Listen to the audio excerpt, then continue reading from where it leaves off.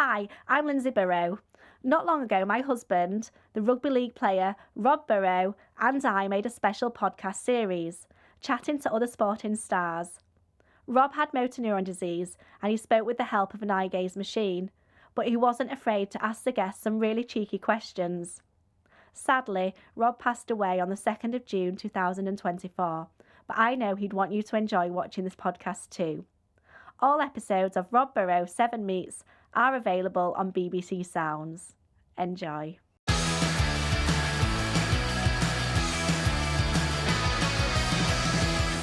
What can I say about my guest? He's someone who's got a larger-than-life laugh and smile, which makes it so much fun to be around him. At the age of 18, he became the youngest ever football defender to represent England. He played close to 300 games with Manchester City. He's now gone on to be a well-known sports pundit and a broadcaster. He's perhaps the only West Yorkshire lad with a bigger smile than me. It's the fantastic Micah Richards. Oh, that was nice, wasn't it?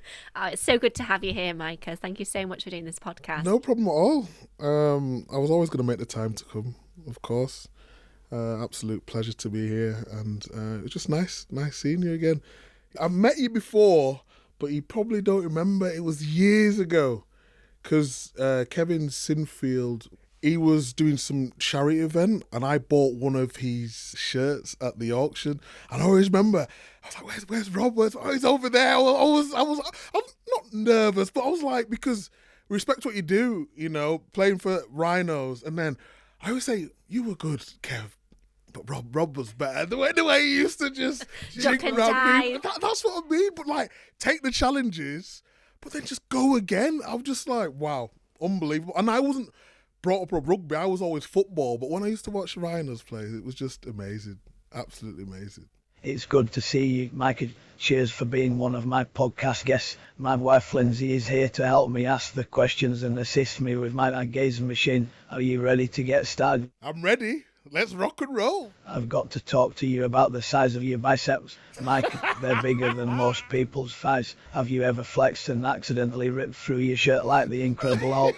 How often do you work out? And with your frame, did you ever fancy testing your skills in a different sport like rugby? Or were you too afraid to get really tackled and taken down? I have got big guns. I go to the gym every day when I can. I try to keep fit because I've got bad knees, so I can't run anymore. So I'm just a bit top heavy at the moment. I did play rugby at school, and I did actually get scouted for Leeds. And you can ask them, it's there, it's in writing, I remember. But my dad always said to me, "Do you want to play football or rugby?" And I was like, rugby's a little bit ferocious for me. I prefer the football, so I chose football, but rugby, I always loved it, but with my knees, I don't think I could have coped with it. Do you know, it's quite interesting. It's almost kind of like a parallel because Rob had trials at Man City and they wanted to sign him and he was just like, "No, I want to play." He told the scout, "No, I want to play rugby." He was... You want to play rugby? We could have played together at City, you know what I mean? Me at right back, you at right wing. We would have had a right good time. I'm going to take you back to the start of your career, playing for England as a teenager and suddenly having that Premier football player status and everything that comes with it. How did it affect you? Also, I hear you used to be quite flamboyant with your finances. What's the biggest and craziest purchase you've ever made? And are you still a big spender? Great question. That is amazing. When I made my debut for England, it was mad. You're living in some sort of dream world. Because I went to Man City at 14. I was playing for the first team at 17. I was playing for England at 18. So everything just happened so quick. I didn't even know what was doing at times. I was just rolling with it. And then the fame comes, then the money comes, and then you get over excited. Everything you do is just, you look into the senior pros to your right and left and they're driving Lamborghinis or Ferraris or whatever that may be. But I just remember my first purchase or two. I bought a DB9 Austin Martin. It was £125,000. Wow. My dad went absolutely berserk. Bear in mind, I come from Chapeltown, and his house that we bought cost $22,000, and I'm buying a car for $120,000. And I had to hide it from him in the end because my dad's like really humble. My mum's a bit more flamboyant with it. But I sort of got a little bit of my mum's side and wanting to enjoy it. But then they started calling me the blinking. And I didn't like that. I didn't like it. I felt like I was sort of letting my area down because it's like, okay, you've come from an area, Chapeltown, really tough area, working class people, and basically you've done well for a couple of years of life and you've just acted, not out of line, but you've gone big time. So, yeah, when they started calling me blinking, I didn't like that. And the second purchase was a Jacob watch. And it had all the diamonds in it. And I remember going to Miami and LA. I was going around town in Manchester thinking I was a man. And then when I got to about 22, 23, something just hit me like, what are you doing? You can't keep spending like this because in your head, when you're earning it, you think it's going to last forever. But it never did. My performance started dipping. Like I said, the media was saying I was not concentrating on my football. So, yeah, after then, it changed me. I started investing in property stuff.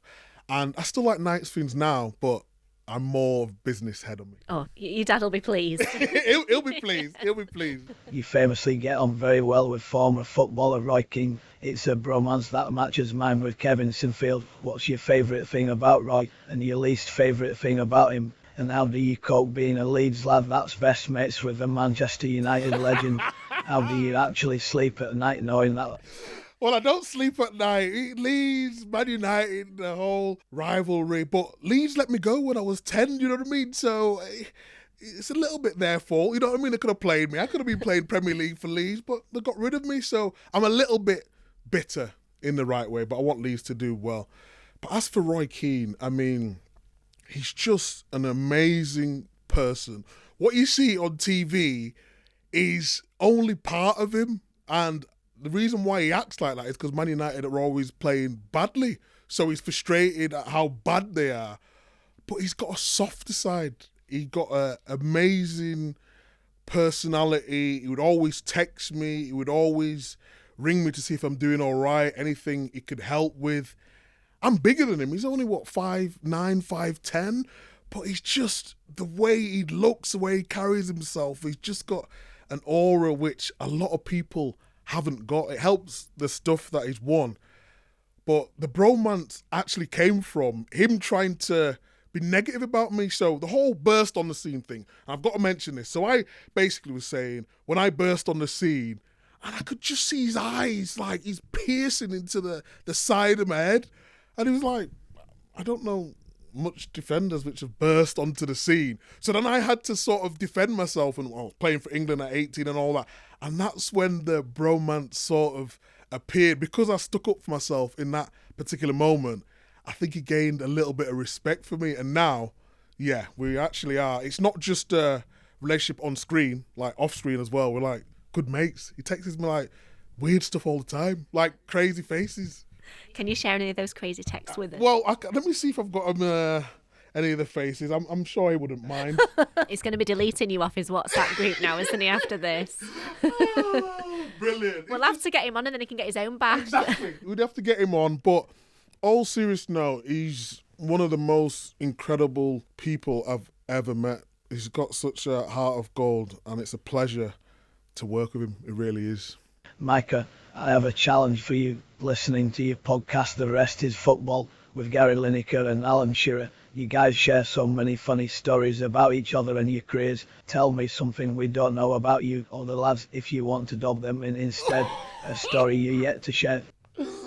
Oh, you're putting me on the spot now. Oh, it's a tough choice, isn't it? Do you dish the dirt or do you? Well, I don't mind dishing the dirt, but Alan has no dirt.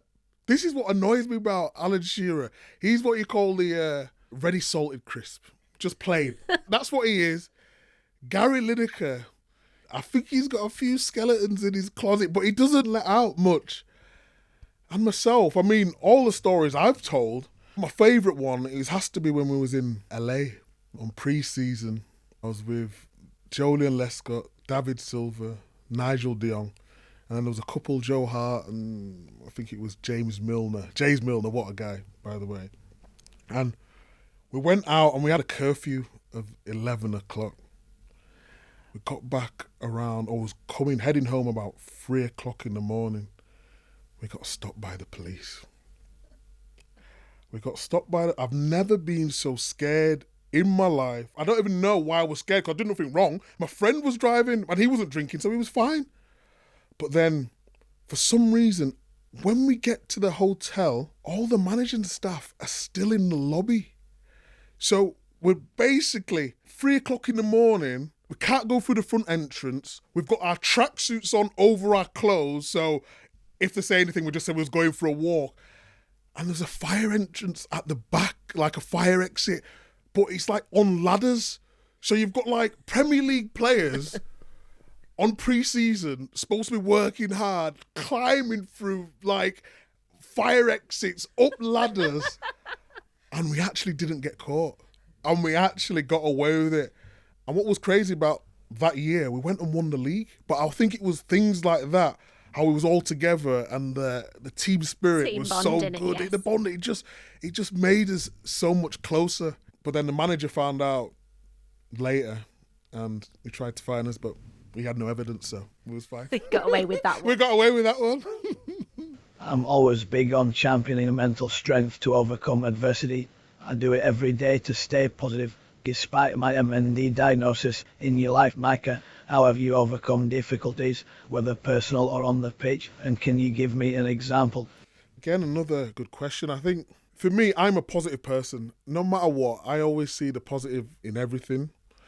But the one recently, and I've not shared this with anyone, but I think it's fitting for today, is my dad's been my rock. He's been my hero throughout my life. Where I come from in Chapeltown, there's not a lot of kids with dads. My dad's been there all the way. But over the last 2 years, him and my mum have gone their separate ways. And it's hitting bad. And when I say bad, to the levels where our relationship is not the same anymore.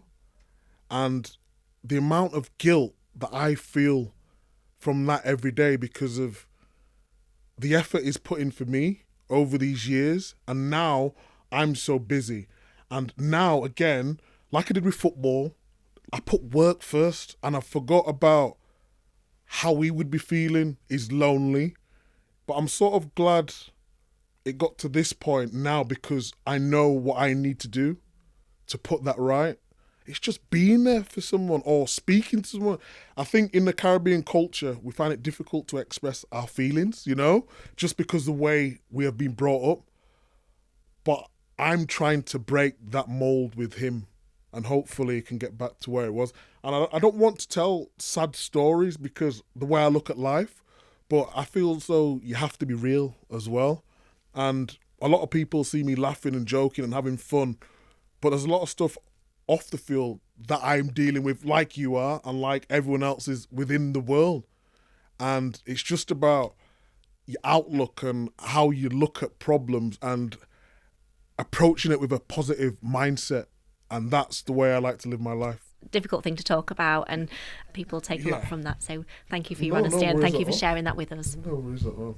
What advice would you give to your 7-year-old self if you could chat to them right now? Oh, that's easy. Keep going. Keep enjoying.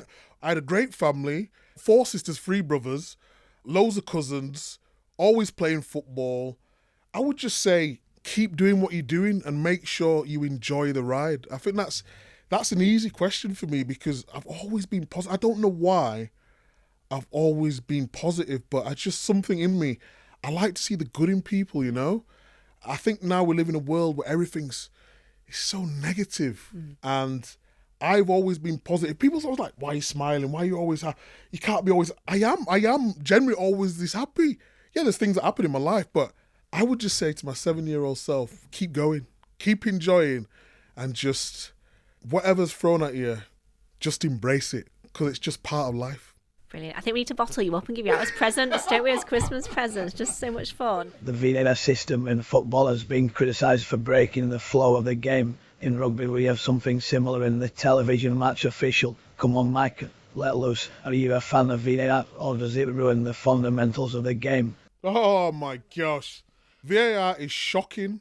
It needs to go ASAP. It is spoiling, not just for us as pundits and broadcasters, for the fans that know what's going on with the game. The decisions that they make is completely different to what they'd make a week later. And I feel sorry for it. Howard Webb is trying his best and he's trying to be open and honest about the decisions, but it's ruining football. In rugby, I think it works well because when they're doing the decision, it's like, okay, it goes to the screen, and when they're talking through it, this is why it's a try, this is what they did here.